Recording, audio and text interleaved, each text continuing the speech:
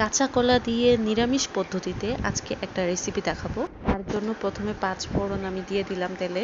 এই রেসিপিতে পেঁয়াজ রসুন ছাড়া রান্না করা হবে, একদম নিরামিষ পদ্ধতিতে। 5 ফোড়নের একটা স্মেল আসলেই আমি এখন আদা বাটা দিয়ে দিব।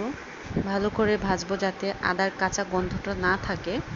এরপর আমি সবগুলো মশলা আমি একসাথে করে নিলাম।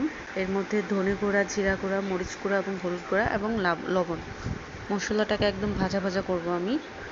ভাজা ভাজা করার পর আমি টমেটো ব্লেন্ড করে রেখেছিলাম, সেটা আমি দিয়ে দিব। ব্লেন্ড করা টমেটোটা দিলে খুবই ভালো একটা টেস্ট আসে এবং কালারটাও অনেক সুন্দর আসে। এখন আমি এই পেস্টটাকে খুবই ভালোভাবে ভাজা ভাজা করব। মশলাটাকে আমি খুবই ভালোভাবে ভাজা ভাজা করে নিব। ভালোভাবে ভাজা ভাজা না করলে কিন্তু গন্ধ থেকে যাবে টমেটোর ও আদার। এখন আমি ভাজা কলাটা আর আলুটা দিয়ে দিব। কাঁচা কলা ও আলুটা আমি আগে থেকে ভেজে নিয়েছিলাম।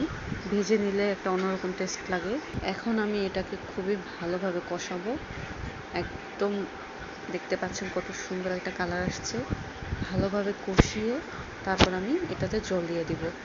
তো জল দেওয়া হয়ে গেল। জলটা খুবই কম দিতে হবে, কারণ যেহেতু এর আগে থেকে ভাজা হয়েছে, তাই জলটা কম দিলে এটা তাড়াতাড়ি সিদ্ধও হয়ে যাবে এবং রান্নাও হয়ে যাবে তাড়াতাড়ি। টমেটো দেওয়ার কারণে সুন্দর একটা কালার আসছে, খুবই ভালো লাগতেছে। আর টমেটোটা দেওয়ার কারণ হলো যাতে তরকারিটা একটু গাঢ় গাঢ় হয়। গাঢ় গাঢ় হলে কিন্তু সুন্দর লাগে দেখতে। এখন আমি ঢেকে দিব। ঢেকে দিলে এটা এখন রান্না হবে।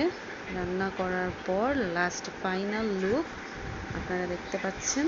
রুটির সাথে খুবই ভালো লাগবে এবং ভাতের সাথেও ভালো লাগবে। রেসিপিটা খুবই সহজ। নিরামিষ দিনে যারা আমিষ খেতে চান না, তারা এই রেসিপিটা বানাতে ভুলবেন না একদম। আমি রুটি বানিয়ে রেখেছি এবং রুটি দিয়ে আমরা খাবো এবং ভাত দিয়েও খাবো।